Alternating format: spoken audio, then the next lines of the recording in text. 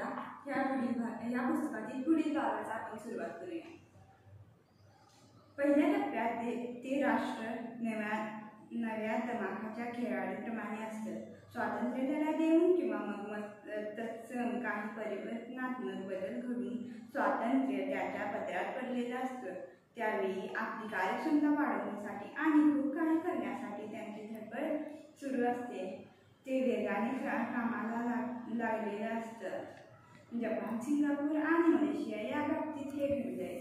हा टप्पा पूर्ण होतो आणि राष्ट्र दुसऱ्या टप्प्याकडे म्हणजे युद्धाच्या टप्प्याकडे वाटचाल करू लागतं। स्वतः खूप कष्ट करून खूप काही मोठं कार्य यशस्वीपणे सिद्धीस नेलेलं असतं। त्याचा जाज्वल्य अभिमान त्या राष्ट्राच्या ठायी निर्माण झालेला असतो। मग अशा वेळी इतरांपेक्षा आपले राष्ट्र कसं श्रेष्ठ आहे हे दाखवण्याची त्याची धडपड सुरू होती। या काळात त्यांच्या प्रत्येक कृतीमध्ये मागे ईर्ष्या असते। या कालखंडामध्ये त्या देशातले नागरिक देशांतले सतत स्पर्धा करीत असतात आणि त्यातून नवनवीन ध्येय पूर्ण करीत असतात। पण याच वेळी लेखक डाये मुद्दाम नमूद करतात की यातून माणसांची काळजी सुरू होते। स्वतः किती श्रेष्ठ आहोत हे सांगण्याची सवय त्यांना लावते आणि तेच त्यांच्या आयुष्याचं ध्येय होऊन जातं। पुढचा टप्पा मदतगाराचा बिग ब्रदर। या कालखंडामध्ये स्वतःच्या ईर्ष्येची भावना थोडी बोथट झालेली असते। ते राष्ट्र अधिक समंजस मॅच्युअर झालं असतं। इतर राष्ट्रांना कशाची गरज आहे हे जाणून घेण्याकडे त्याचा कल झुकत असतो।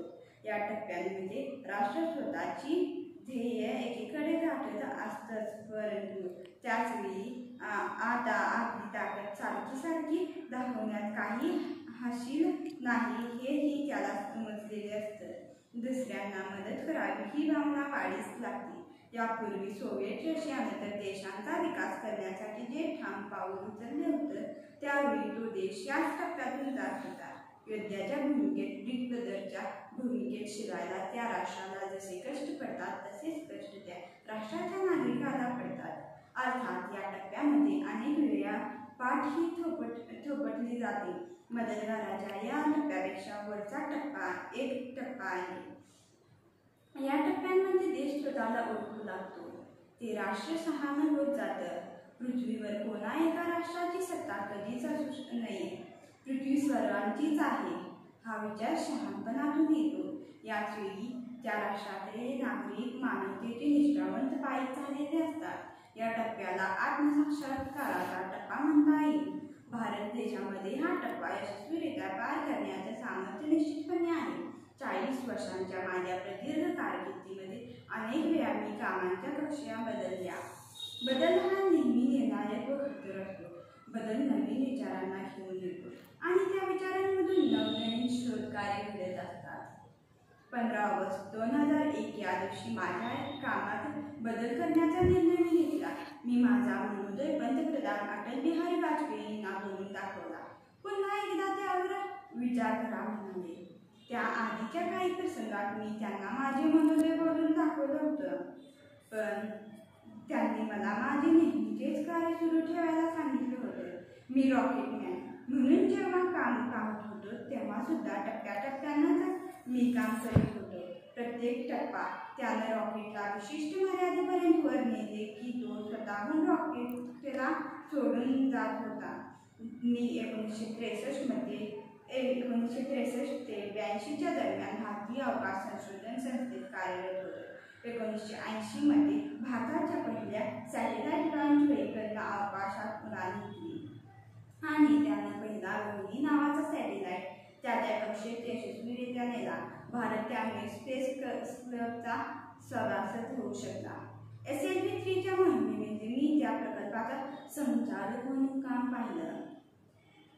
आमच्या या यशस्वी प्रयत्नामुळे आपल्या देशाला सॅटेलाइट लॉन्च व्हेकलचं तंत्रज्ञान प्राप्त झालंच, पण त्याशिवाय सॅटेलाइट नियंत्रण, मार्गदर्शन आणि त्याची वायुगतिकीय रचना यांचं तंत्रज्ञान त्या बरोबरीला देशाला मिळालं। या प्रकल्पांमुळे या संदर्भात संशोधन करणाऱ्या संस्थांची रचनात्मक आणि विकासात्मक कार्यक्षमता कमालीची वाढली आणि अनेक विकास व संशोधन संस्था, संबंधित उद्योग, प्रयोगशाळा व शैक्षणिक संस्था यामध्ये समन्वय घडून आला आणि त्यांच्यातला संवाद वाढीला लागला.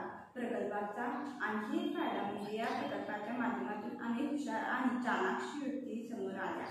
आज यातले बहुतेक जण अवकाश आणि संरक्षण क्षेत्रामध्ये अनेक संशोधन प्रकल्पावर प्रमुख म्हणून काम पाहत आहेत.